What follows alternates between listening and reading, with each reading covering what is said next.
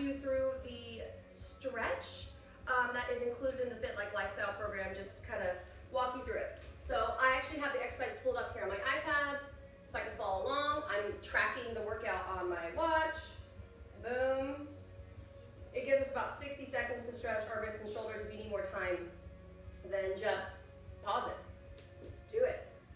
All right, so we're gonna get started here. The first thing we're gonna do is just take our palms nice and flat in front of us, kind of lean forward and stretch. And we're gonna crisscross it, just kind of cross. The kids like this, it's fun.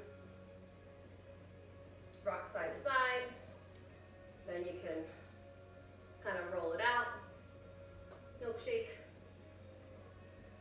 And then I show this stretch that we do in gymnastics where you kind of put the back of your wrists behind your hip and kind of just gently pull. Other side. This is an oldie but a goodie. Take the arm straight up. Palm in the middle of your shoulder blades and just gently pull. And take that same arm down, cross the body, grab underneath of the elbow, kind of look over that shoulder. Breathing.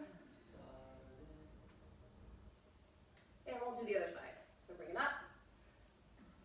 Just gently grabbing that elbow, palm flat in the middle of the back. Take it down. Same arm crosses the body. Grab under the elbow, not at the elbow joint. Look over the shoulder gently. And then I show a deeper stretch that you don't have to do, where we did in gymnastics. You kind of crawl your fingers back behind you, pinkies as close together as you can get them, and just kind of gently melt into the stretch.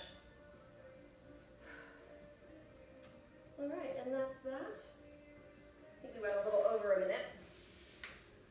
So just kind of, you can use this as your cool down, but I do have another cool down provided.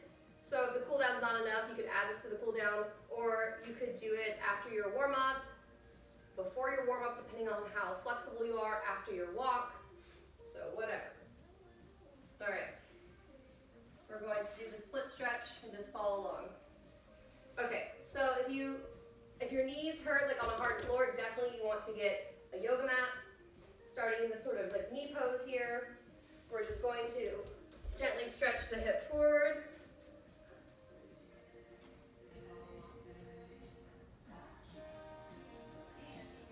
And we're holding. Don't want to hear my voice twice.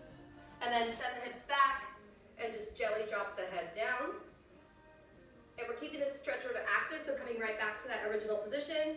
Holding, chest up, core engaged, and then setting the hips back, drop the head down.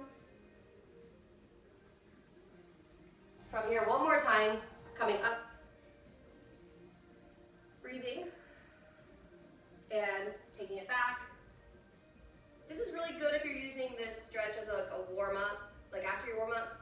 We can flex that front foot. It's good because we're adding motion to the stretches and taking it back up to the original position. We can hold it here, or if you need a deeper stretch, you just kind of gently reach back. You can kind of draw that shoulder toward your knee. Gently release. We're going to come up to sort of lunge kind of thing. And hold, chest lifted. And gently release it back down. And then bring the nose to the knee before we slide to our split. How are our splits looking today, guys? Not too bad. Woo! And we're going to reach forward and just add a little bit of movement to this stretch.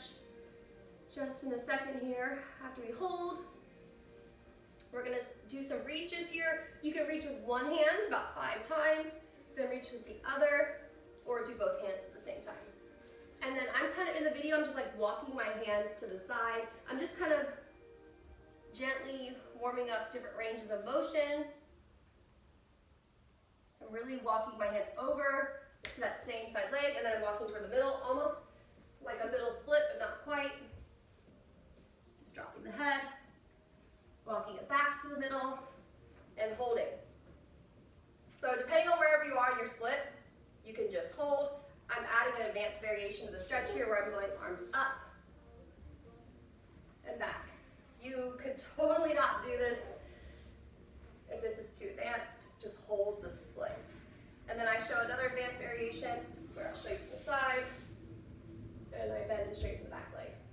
You definitely want a mat for this because it kind of hurts the knees. All right, and that's that. And we're gonna do it on the other side. Woo! Okay, and another leg. Woo! I should have did my bad leg first, always. We're holding this lunge position,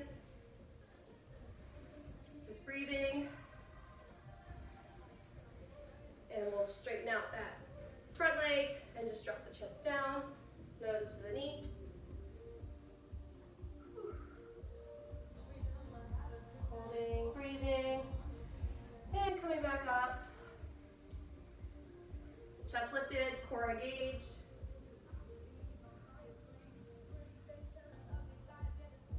And straighten out that front leg, send the hips backward, drop the head.